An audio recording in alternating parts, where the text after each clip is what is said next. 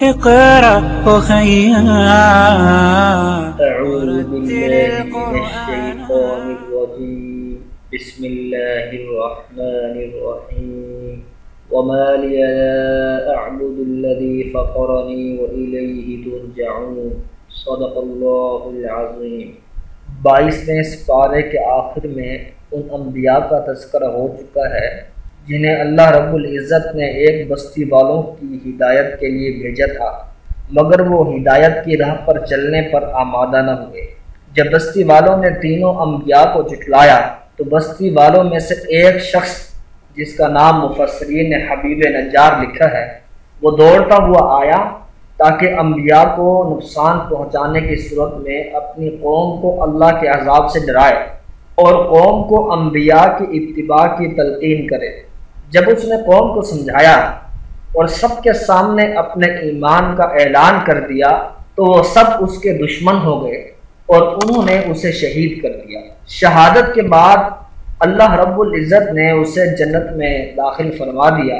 جب اس نے اللہ کی نعمتوں کا اپنی آنکھوں سے مشاہدہ کیا تو بے ساختہ اس کی زبان سے نکلا، یا لیت قومی یعلمون، اے کاش میری قوم جان لیتی کہ میرے رب نے میری مغفرت کر دی ہے اور مجھے معزز اور مکرم لوگوں میں شامل فرما دیا ہے۔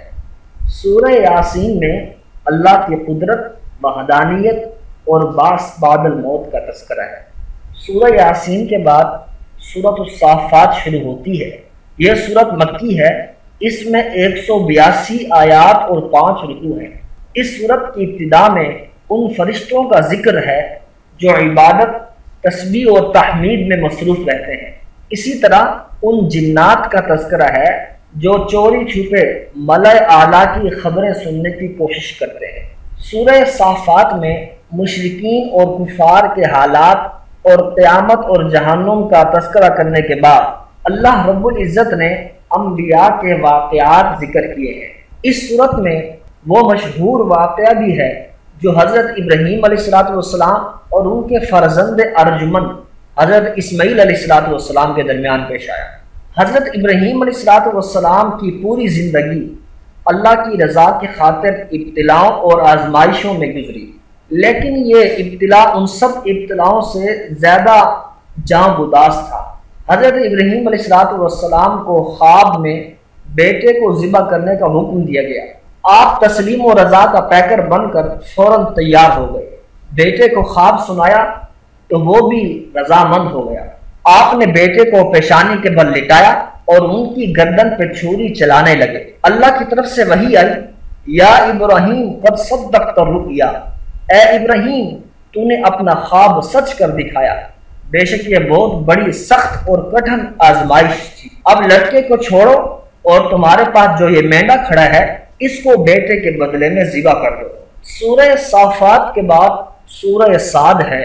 یہ سورت مکی ہے، اس میں 88 آیات اور 5 رکوع ہیں۔ اس سورت کی ابتدا میں اللہ رب العزت نے قرآن عظیم کی قسم کھائی ہے۔ یہ قسم یا تو قرآن کے موضع ہونے پر ہے یا رسول اکرم صلی اللہ علیہ وسلم کی صداقت پر ہے۔ اس سورت میں اللہ کی قدرت، وحدانیت اور کفار قریش کی احمقانہ اور جاہلانہ سوچ کے تذکرے کے بعد اللہ رب العزت نے چند انبیاء اور ان کی قوموں کا تذکرہ کیا ہے۔ حضرت ایوب علیہ السلام حضرت یعقوب کی نسل سے تھے۔ ان کے پاس مال و دولت کی بہتات تھی، باغات اور حویلیاں تھیں، زرعی زمینیں اور جانور تھے، نوکر چاکر اور کئی بیٹے تھے۔ اللہ کی طرف سے آزمائش آئی تو سب کچھ چاہتا رہا، اولاد ہلاک ہو گئی، مال مویشی مر گئے، باغات اجڑ گئے، حویلیاں زمین بوس ہو گئی، عزیز و اقارب نے تیور بدل لیے، ثروت و غنا کی جگہ فقر و فاقہ نے ڈیرے ڈال لیے، خود تکلیف دے بیماری میں مبتلا ہو گئے۔ یہ تکلیف کئی سال تک رہی، مگر حضرت ایوب علیہ السلام نے اپنی روش نہ بدلی اور صبر و شکر کا دامن ہاتھ سے نہ چھوڑا۔ بالآخر آزمائش کا دور ختم ہوا اور اللہ نے پہلے سے بھی زیادہ نواز دیا۔ سورہ صاد کے بعد سورۃ الزمر شروع ہوتی ہے۔ اس سورت میں اللہ رب العزت نے بنیادی عقائد، قرآن، توحید اور اللہ کے وجود کو مختلف انداز میں مختلف مثالیں دے کر بندوں کو سمجھایا ہے۔